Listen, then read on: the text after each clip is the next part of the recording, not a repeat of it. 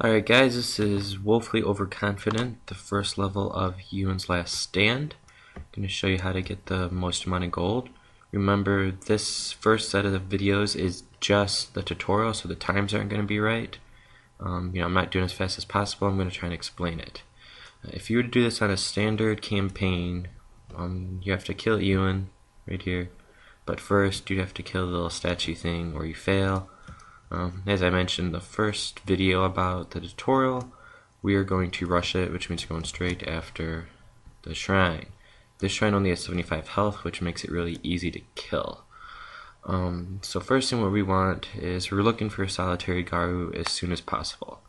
But as you can see, we have it right off the bat this time, so we're going to put it down. And once again, these are all like first try videos on this one when I'm doing them. I'm going to do some more to show you different scenarios if you don't get the orders that you want, because the campaigns do change a little bit. But what's good about the Ewans is they're all like scripted. The same stuff's going to happen just about every time. We're also going to put down the foresight down, just one, because we do need some Nora to reserve, but we do need to get stuff. And we're looking for invisibility, which we do have, and flying, which of course is a spell that casts flying. And even though we have them right off the bat, we do need at least like one more thing here. So I always put it down first, because you don't want to wait hoping to get it and then not get it and have it screw you up. Because once again, when you do this for real, you do want to do it a timely manner. So we do that. I always do Shrine Sky as well, because if you do it right, there's no way they're going to destroy your shrine, so might as well get the extra guy. The only other one I'm really looking for is Acid Gale, by the way. We will need Transfusion and or Quickening later. Just give you a heads up as to why I said we didn't have them all. End turn, they're going to do the little campaign spiel thing.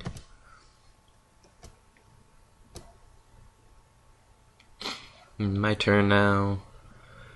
I put the Garu on the left side, as you may have noticed,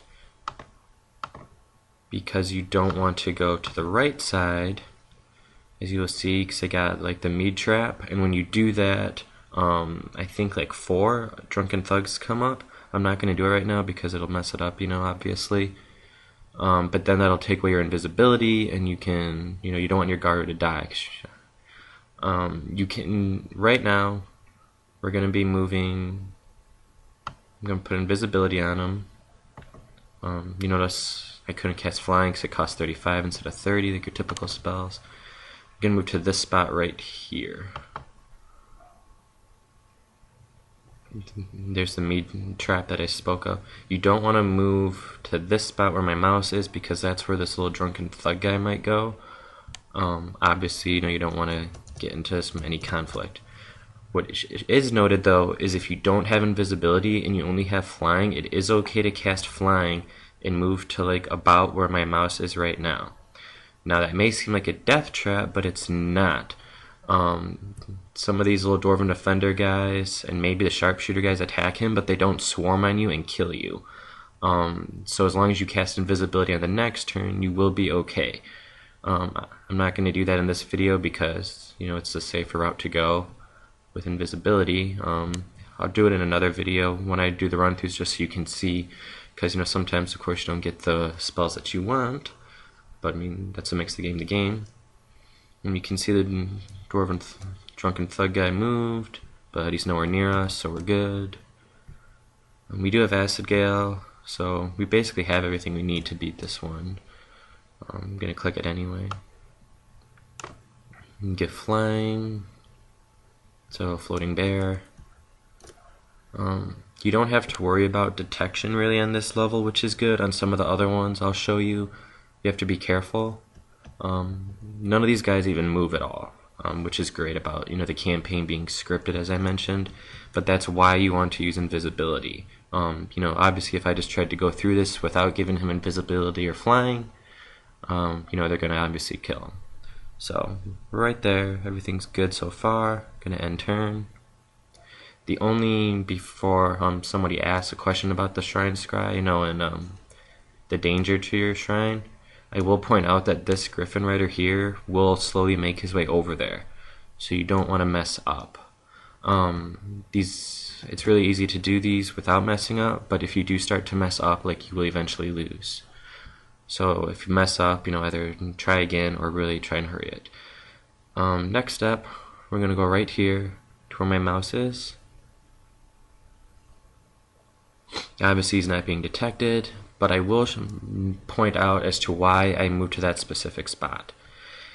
By moving here, we're now going to do Acid Gale on that Griffin Rider, because if we take this path right here, the red highlighted one, and that my mouse is on, the enemy shrine does have detection, and you will become uninvisible, and then you will not be able to get to the shrine to attack it, because the Dwarven Defender and the Griffin Rider are going to engage you, and then obviously everybody else here attacks you.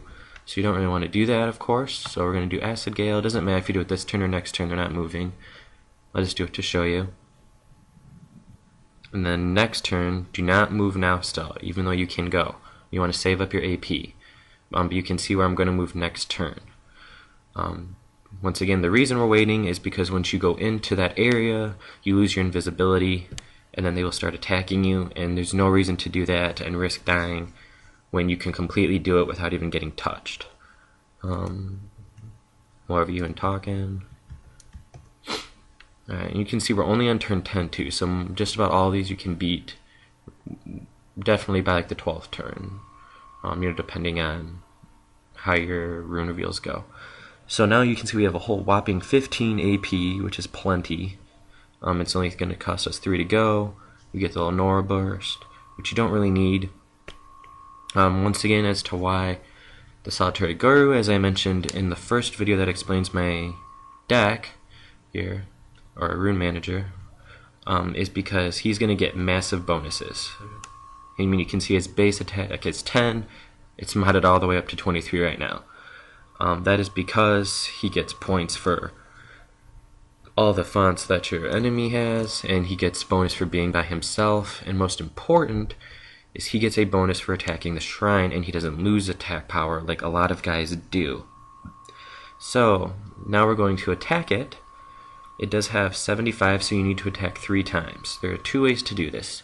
You can either use Quickening, which for those of you that don't know lets you attack twice for 1 attack, or you can do Transfusion and steal the AP. From one of these guys, they each have 11, there's plenty. I'm going to do Quickening, just because it's pretty easy, There he goes. Attack. And you'll see the twice, is from the Quickening, which only leaves it with 26 health left.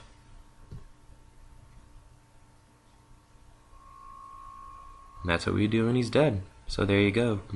First one's pretty simple.